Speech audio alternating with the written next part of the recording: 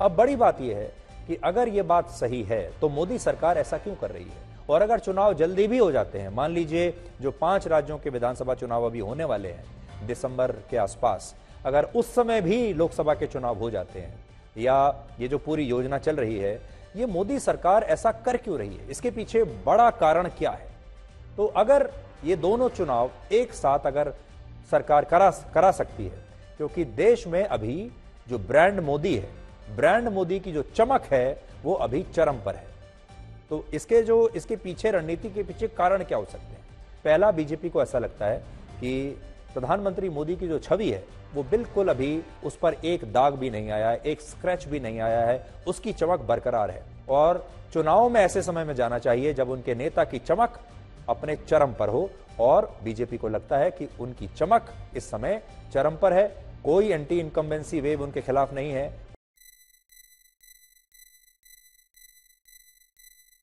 बड़ा मुद्दा प्रधानमंत्री मोदी के खिलाफ इस समय नहीं।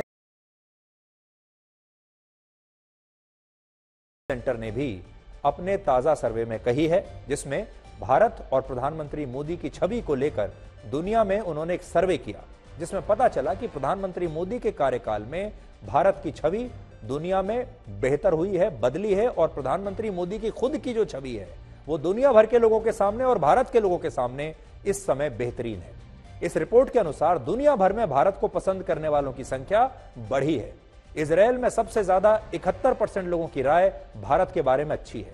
ब्रिटेन में 66% लोग भारत को पसंद करने लगे हैं। जापान, ऑस्ट्रेलिया, अमेरिका और इटली में 50% से ज्यादा आम जनता भारत के बारे में पॉजिटिव राय रखती है। यानी पूरे विश्व में भारत की जो छवि है वो अब बेहतर हो रही है, और उसका श्रेय जाता है प्रधानमंत्री मोदी को। यह तो दुनिया की बात है। हमारे देश में क्या हो रहा है, इस पर भी प्यू रिसर्च सेंटर की यह रिपोर्ट कुछ कहती है। इस रिपोर्ट में यह लिखा है कि 68% भारतीय, 68% भारतीय ये मानते हैं कि दुनिया में भारत की छवि अच्छी हुई है और प्रधानमंत्री मोदी लोकप्रिय हैं। मात्र 13% लोग मानते हैं कि भारत की छवि दुनिया में खराब हुई है। इसके अलावा हमारे देश के 79% लोग, 79% लोग प्रधानमंत्री मोदी का समर्थन करते हैं। यानी देश के हर 10 में से 8 लोग आज मोदी के साथ हैं। और ये जो रिसर्च है ये किसी भारत की एजेंसी की नहीं है, ये प्यू रिसर्च सेंटर की रिसर्च है, और प्यू रिसर्च सेंटर को काफी विश्वसनीय माना जाता है। और वो ये बता रही है कि भारत में 79% लोग आज भी प्रधानमंत्री मोदी का समर्थन कर रहे हैं, उन्हें पसंद कर रहे हैं। यानी इससे बेहतर समय चुनाव कराने के लिए मोदी सरकार के सामने हो नहीं सकता। और यही कारण है कि प्रधानमंत्री मोदी अभी सोचते होंगे कि ये बिल्कुल सही समय है, इस समय बड़े फैसले लेने चाहिए, इस समय विपक्ष को हैरान करना चाहिए। इस समय अगर एक साथ विधानसभा और लोकसभा के चुनाव करा दिए जाएं तो विधानसभा में अगर मोदी की या बीजेपी की स्थिति कमजोर भी है तो इस समय वो स्थिति ठीक हो जाएगी लोकसभा चुनाव की वजह से, और विपक्ष जो है वो बिखर जाएगा। विपक्ष को चुनाव प्रचार में बहुत परेशानी का सामना करना पड़ेगा। विपक्ष अपने मुद्दे तय नहीं कर पाएगा कि कौन से मुद्दे विधानसभा में रखने हैं, कौन से मुद्दे लोकसभा के लिए रखने हैं। विपक्ष को यह समझ में नहीं आएगा, कांग्रेस पार्टी को समझ में नहीं आएगा कि कहां किस चुनाव में ममता बनर्जी के खिलाफ लड़ना है और किस चुनाव में ममता बनर्जी को अच्छा बताना है, किस में ममता बनर्जी को खराब बताना है, यह समझ में नहीं आएगा।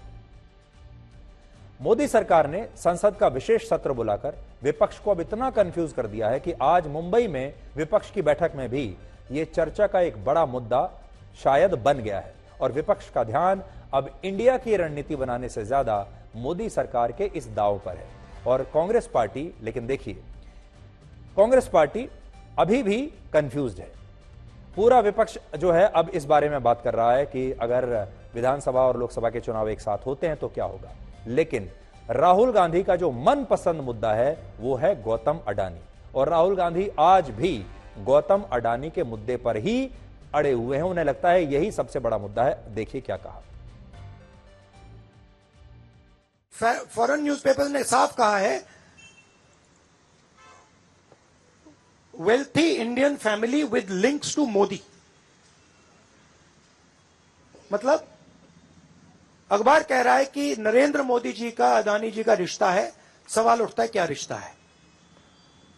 और ये जो एजेंसीज हैं, सीबीआई है, ईडी है, ये अदानी जी पर रिसर्च क्यों नहीं कर रही हैं? ये अदानी जी को इंटेरोगेट क्यों नहीं कर रही हैं? G20 हो रहा है, हम कहते हैं कि यहां पे लेवल प्लेइंग फील्ड है, हिंदुस्तान ट्रांसपेरेंट है,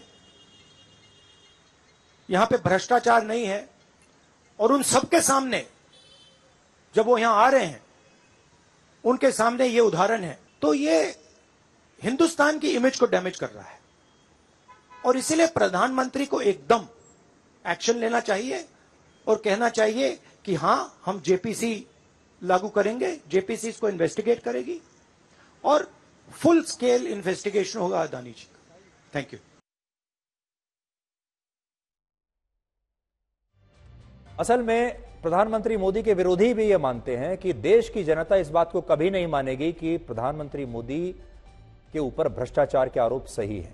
वो कभी प्रधानमंत्री मोदी की जो ईमानदार छवि है उस पर कभी भी कोई दाग लगने नहीं देगी। और ये जो मुद्दा है, ये मुद्दा ही बेकार का है। 2019 में राहुल गांधी इसलिए भटक गए थे क्योंकि उन्होंने तब भी रफाल विमान को लेकर भ्रष्टाचार के आरोप लगाए थे, चौकीदार चोर है का नारा दिया। देश की जनता कभी भी प्रधानमंत्री मोदी के खिलाफ और कोई भी आरोप मान लेगी, महंगाई का आरोप मान लेगी, बेरोजगारी का मान लेगी, इनकॉम्पिटेंस का मान लेगी, सरकार की खराब व्यवस्था का मान लेगी, लेकिन यह नहीं मानेगी कि वो भ्रष्ट है। पिछली बार राहुल गांधी कंफ्यूज किए रफाल के मामले पर, और इस बार वो कंफ्यूज कर रहे हैं अडानी के मामले पर, यह सोचकर कि अडानी का मामले पर जनता वोट दे देगी। ये मामला अच्छा है मीडिया के लिए, लेकिन इस पर वोट नहीं मिलेगा, और इसीलिए हम कह रहे हैं कि राहुल गांधी इस मुद्दे को उठाकर कंफ्यूज्ड है। इस समय पूरी दुनिया में लोग कंफ्यूज्ड हैं। वो समझ नहीं पा रहे हैं क्या सही है, क्या गलत है, क्या सच है, क्या झूठ है, और ये स्पष्टता हम आपको अपने इस नए शो में देंगे। सब कुछ ब्लैक एंड व्हाइट में बताएंगे। इस शो में मेरे बालों के अलावा कुछ ग्रे नहीं होगा। हर खबर ब्लैक एंड व्हाइट की तरह बिल्कुल स्पष्ट होगी। इस समय पूरी दुनिया में लोग कंफ्यूज्ड हैं। वो समझ नहीं पा रहे हैं क्या सही है, क्या गलत है, क्या सच है, क्या झूठ है, और ये स्पष्टता हम आपको अपने इस नए शो में देंगे। सब कुछ ब्लैक एंड व्हाइट में बताएंगे। इस शो में मेरे बालों के अलावा कुछ ग्रे नहीं होगा। हर खबर ब्लैक एंड व्हाइट की तरह बिल्कुल स्पष्ट होगी।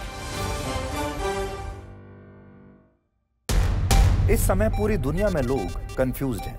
वो समझ नहीं पा रहे हैं क्या सही है, क्या गलत है, क्या सच है, क्या झूठ है, और ये स्पष्टता हम आपको अपने इस नए शो में देंगे। सब कुछ ब्लैक एंड व्हाइट में बताएंगे। इस शो में मेरे बालों के अलावा कुछ ग्रे नहीं होगा। हर खबर ब्लैक एंड व्हाइट की तरह बिल्कुल स्पष्ट होगी।